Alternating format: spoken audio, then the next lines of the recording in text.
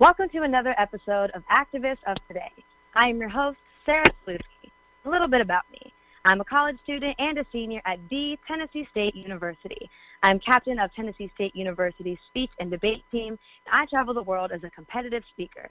I come all the way from Orange County, California, where I am also a speech and debate coach for the Santa Ana Unified School District. Tonight, we welcome our special guest, Justin Jones, to the mic. Here's a little bit about him. Justin Jones is an activist, graduate student, and community organizer in Nashville. Born in Oakland, California, he grew up in the East Bay where he attended public school and learned at an early age the importance of speaking up for equality for all. His mother, Christine, raised Justin and his sister while putting herself through nursing school. He is the grandson of Black working-class grandparents from the south side of Chicago and Filipino immigrants who migrated to California during the Vietnam War. Growing up, his family, especially his two grandmothers, taught him the importance of community involvement, care for the environment, and spirituality.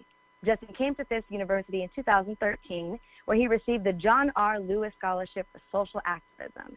Inspired by its legacy of the student-led movement for civil rights, Justin became involved on campus and in community groups and spent his 4 years organizing student campaigns for the expansion of healthcare in Tennessee, the repeal of restrictive state voter ID laws, and community accountability in cases of police brutality against unarmed Black victims.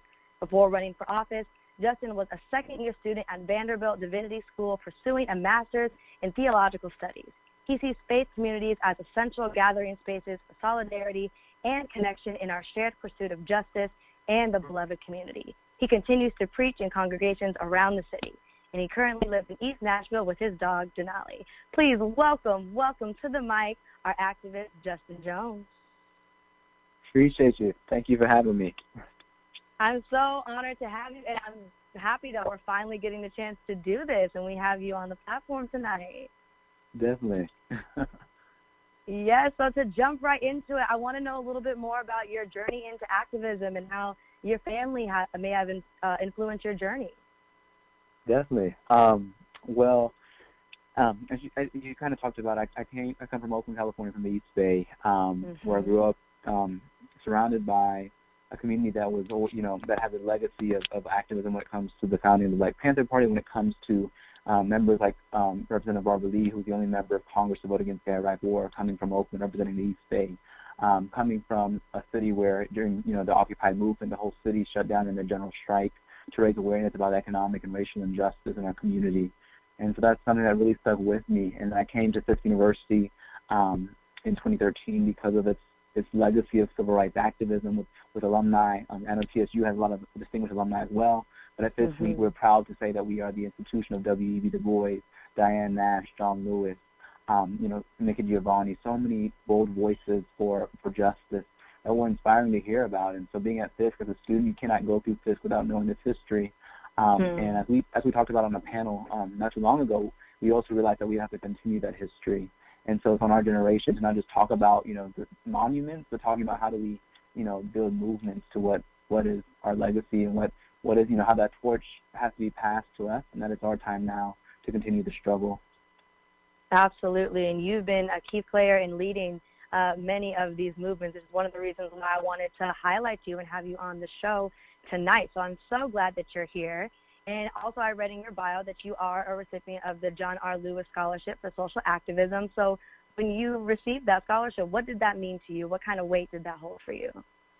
Yeah, so coming to Fisk, that was the scholarship that helped me to, be able to afford my education for those 4 years, one of the scholarships. And to me, it just meant that we have to heed, the words of people like John Lewis when he said that you have to find a way to get in the way, to get into good trouble, necessary trouble, when you see injustice. And so I think that's one thing that it means to me is that just as John Lewis and his generation of activists were able to wage a revolution against Jim Crow, it's up to our generation as students now and as young people now to assume that mantle and to find ways to challenge systemic racism, systemic poverty, and a distorted moral narrative that we face in our nation right now. And so that's what I think that means to me.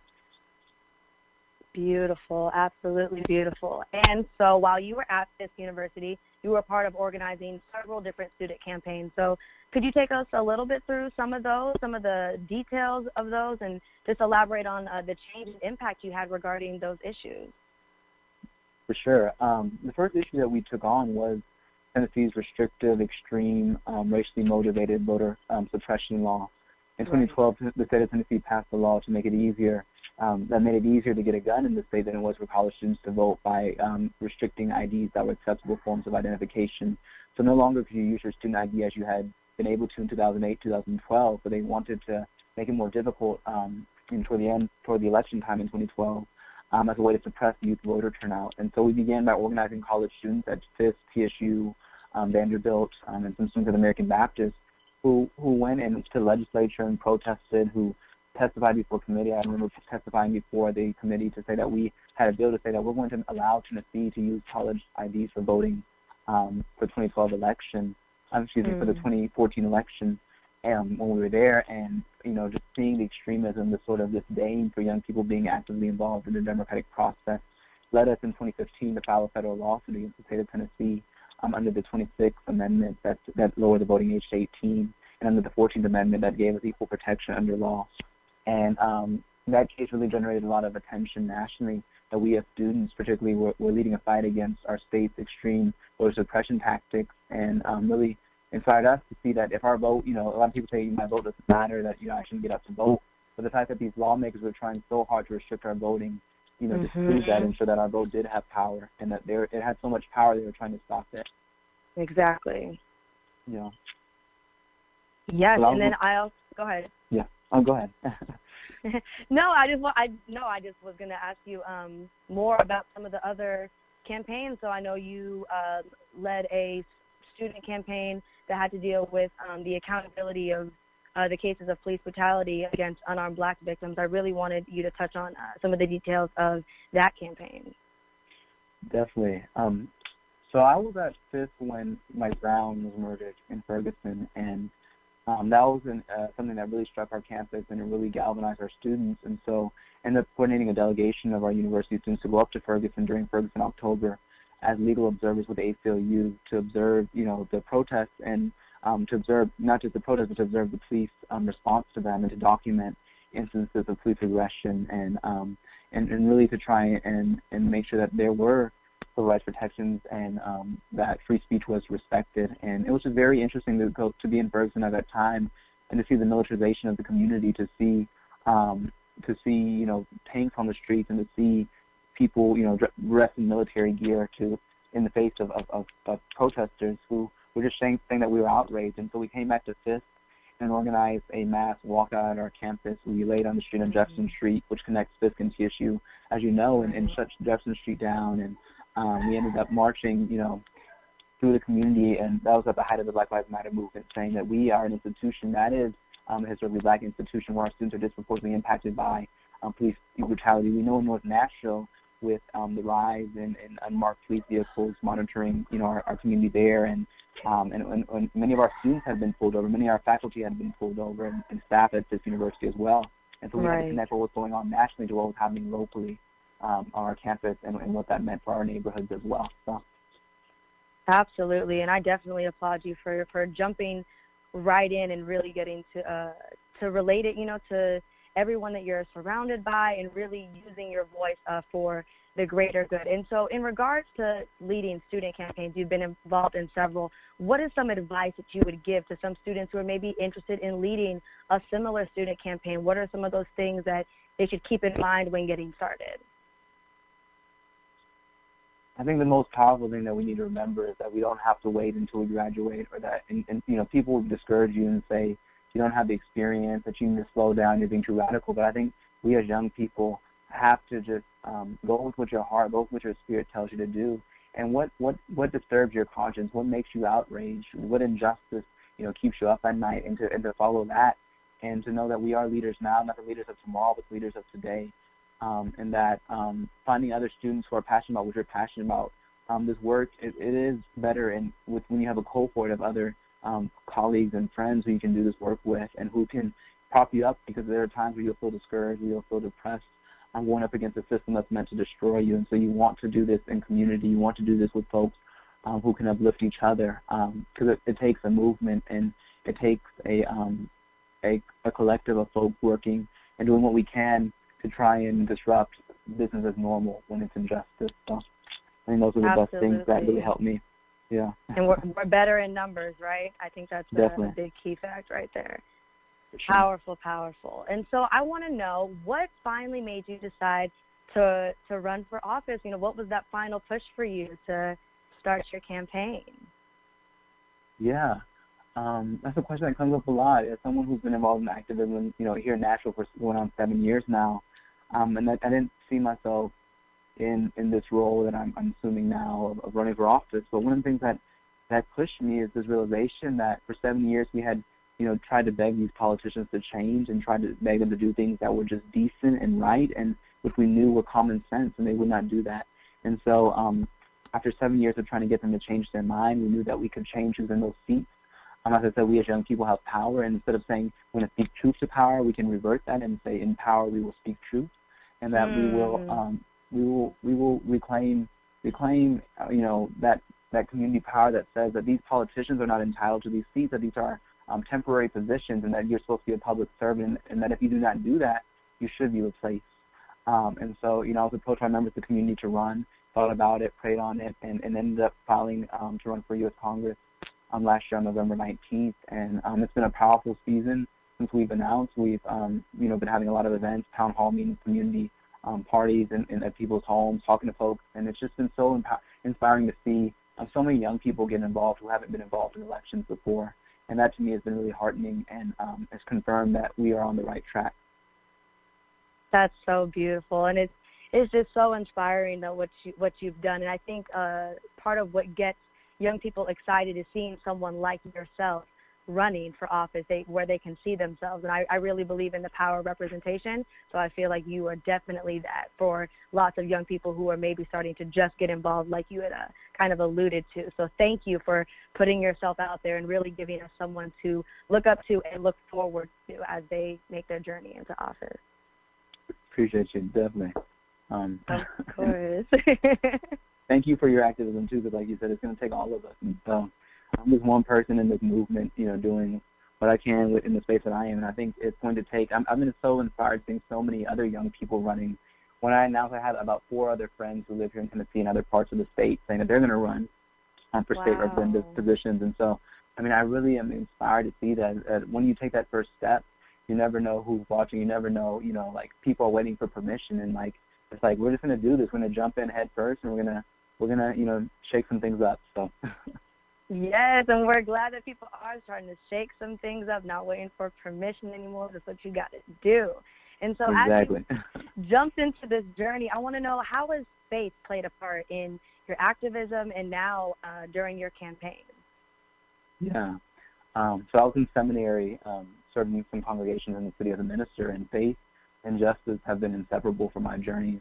Something I learned from my grandmothers growing up. And I just think that we have to have something that reminds us that there's a power greater than the powers of this world, of money and of you know, of physical might that make us feel intimidated, that there's something that can sustain us and that we're connected to that's so much greater, and that reminds us that if we step out, we may not have the riches of our opponents, but our resources are so much deeper when we connect to that spiritual groundwater that will keep us sustained. And so faith has been important, particularly, you know, it's interesting in the Bible Belt. We're here in the bulk of the Bible Belt where faith has been so distorted, and it's been, you know, to attack, you know, our LGBTQ brothers and sisters, to attack, you know, immigrants even. You know, we see this sort of intertwining of white supremacy and of religion. And to me, it is important for us to use a moral platform to challenge that and say that this is not the only narrative that there is, that this is not our faith, that our faith, you know, is a faith that is concerned with justice, is concerned with uplifting people instead of beating them down, and you know, it's concerned with life instead of this theology of death. And I think that's what we're doing. That is also threatening to this empire when we say that we know another way, and that this way of faith as a tool of oppression is not the only way, that we come from a state where there's a history of faith being used to enslave, but also faith being used to convince people that slavery was immoral, and that we have a right to liberation and freedom. And so that's another lesson I learned at Fisk University, where it's interesting, at Fisk in special collections we have these first edition Bibles. This was founded in 1866, right after the Civil War, and we founded a school of former slaves. And at Fisk, we had these first edition Bibles that they would give to slaves, and in these Bibles they took out every scripture that related to liberation and justice, and they took out Exodus. And I was like, wow, that was so eye-opening to me that they felt this to be so dangerous that they removed it. And so just seeing that at Fisk, and they have these Bibles, now for over 150 years, and it's still sitting there as a reminder of where we've been, so we can kind of have a guidepost to where we need to go. So, my goodness, and to see that, I bet was really just eye-opening to see that they took out everything that was about liberation. Wow, that's crazy to think about, but I mean that's a reality. But I'm so glad that you're pushing this other narrative when it comes to faith and in your campaign as a whole. So I mean, thank you for bringing that narrative to the forefront. I think it's definitely refreshing in comparison to what we've seen done before in the past. So absolutely. And along with your campaign, I want to know, what are your biggest goals for this campaign? However the results may turn out, what are your biggest goals? Yeah. I'll just start by saying, like a lot of people say, are you doing this to push the incumbent further to the left? And I will respond to people that we're doing this to win. We're doing this to reclaim power. We're doing this to expand the electorate. That's the only way we will win, is that we've never had higher than 10% voter turnout in a primary in probably 2 decades in the city. There hasn't been a primary election in 10 years. And so we're trying to change that, because that's not democracy. So we're trying to show people that you can run a progressive campaign and that you can uplift issues with moral clarity, saying that we need to cancel student loan debt, that we need to abolish ICE, that we need health care as a human right, and that these are things that we need now, and that we stress urgency and we stress moral clarity. And so that's one thing we're trying to engage young people.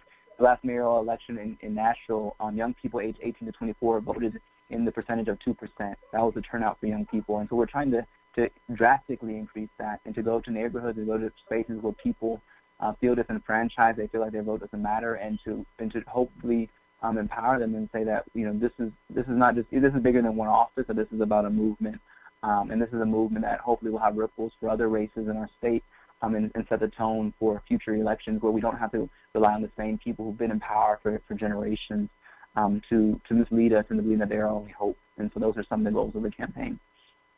Absolutely, and I know you touched on speaking to people who may feel like they're disenfranchised, and I know you've also spoke at a couple different universities, and you even came to Tennessee State University, and I thought that was awesome. And I really want to highlight you here is that even when you came to speak on the panel, your emphasis was listening to others, and I think that is extremely refreshing, especially coming from somebody who's running for office. Like, your want is to listen to the needs of others and how you can help, and really being a servant leader. And I really appreciate that about you. So thank you. Thank you. That's very kind of you. Yes, of course. And so as we're approaching election season in its entirety, what is something that you would say to voters out there, young voters or just everyone in general? What is really important for all of these upcoming elections?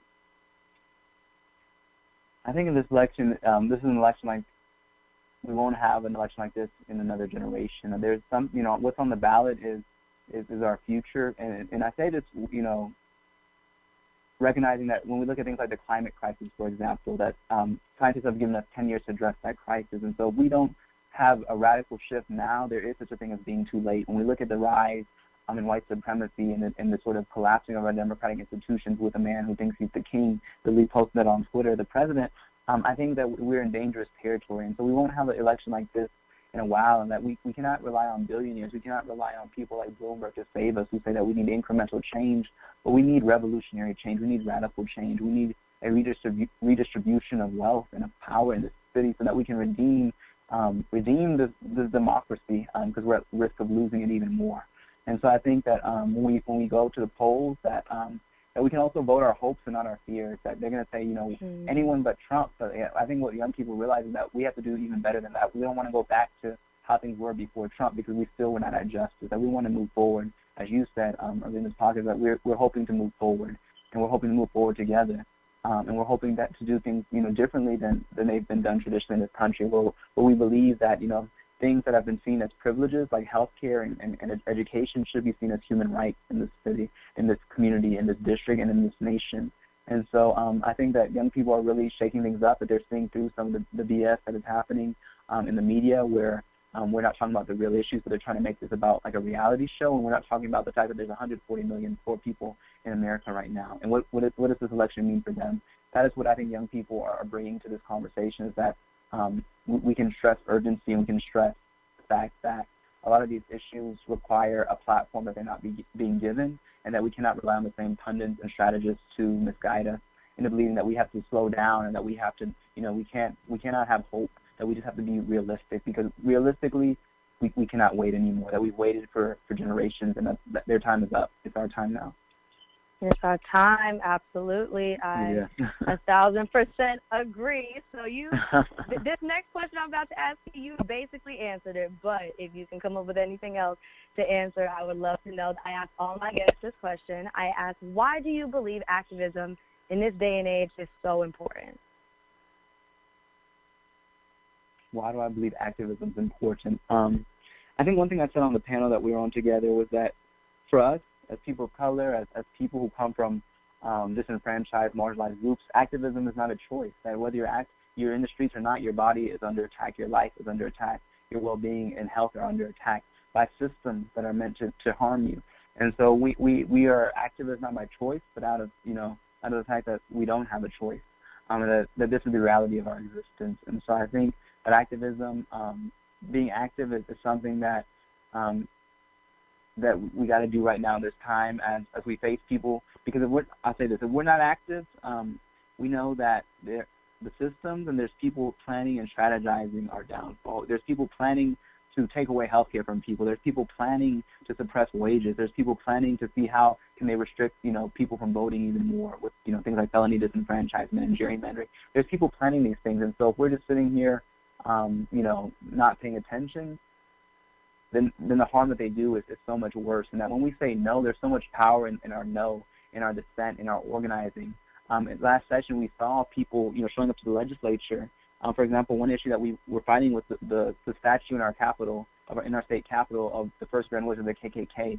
And when we started organizing around that as young people from Fisk and TSU, we were told by so many politicians that we should just, focus on something else. That why are we causing trouble when that's been there, for a couple of decades now? And so many members discouraged us from speaking out about that. And now this year, you have even Republican members saying, we believe that statue should be removed. It does not represent our state, and that we feel ashamed of it. And so we have the power to change the narrative and to make people conscious of things that they're trying to put under cover and under sheets and hide. We can bring, shine the light of truth on them and bring them out to the surface and expose them and then transform them into something that's more redemptive and more whole. Yes, absolutely. It is time to do the work. I always tell people, I'm like, if we don't show up, the people who've been in power will continue to show up and push the narrative that has been at the forefront for years, decades, what have you. So, yes, you definitely echoed that sentiment that I always tell all my friends and people I talk to about voting. That's definitely something that I always push, is that they're going to continue to show up. But we also have the power of the no. And so that is something I hope that listeners caught, that our no is definitely powerful. And so, Justin, I want to know, do you have any events coming up in Nashville or in Tennessee that listeners should be aware of, that we should tune into? Yeah, every week we do canvassing on Saturdays. Feel free to check out our Facebook page, Justin Jones for Congress, or our Instagram page, and see that every week we have house parties in different parts of the neighborhood. I'm actually getting ready to leave to go to a house party in South Nashville. We had one yesterday. We had a meeting with young people at a cafe here in town, and so there's always events happening. Check out our Facebook page, and we definitely are going to be canvassing, trying to go to neighborhoods, talking door to door, because the number one step that we have to do is let people know there's an election on August 6th, 2020. A lot of people think there's an election. They know there's one in March for the presidential primary, and there's a general election in November, but we skip and forget the congressional primary that's in August. And so we got to keep that date in people's heads, August 6th, 2020. Get out to vote, register to vote, and let people know that we're in this to transform the system. We're going to do that together. Okay, you guys heard him. So that's August 6th, 2020. We cannot forget about that. Justin, I just really want to thank you once again. It's an honor to speak with you and to have you on the show tonight. But I'm just so inspired by the work that you do, by your service, and I wish you nothing but the best. I tell people about you ever since we met. I'm like, you guys got to talk to Justin. You got to hear about what he's doing because you really are impacting so many people with your words and with your actions. So just thank you from the bottom of my heart for your work that you do. Thank you so much, and thank you for what you're doing, and wish you all the best. And I'm not too far, so we'll connect. As you're at TSU, we're going to be there again. So thank you so much. Oh, we definitely will. I'll talk to you soon, Justin, okay? Take care. All right, bye-bye. Thank you for tuning in to another episode of Activists of Today. I've been your host, Sarah Sulewski. I would like to give a special thanks to my boss, Ashley Little. You all may follow me on Facebook at Sarah Sulewski or on Instagram at Sarah_Sulewski. Thank you.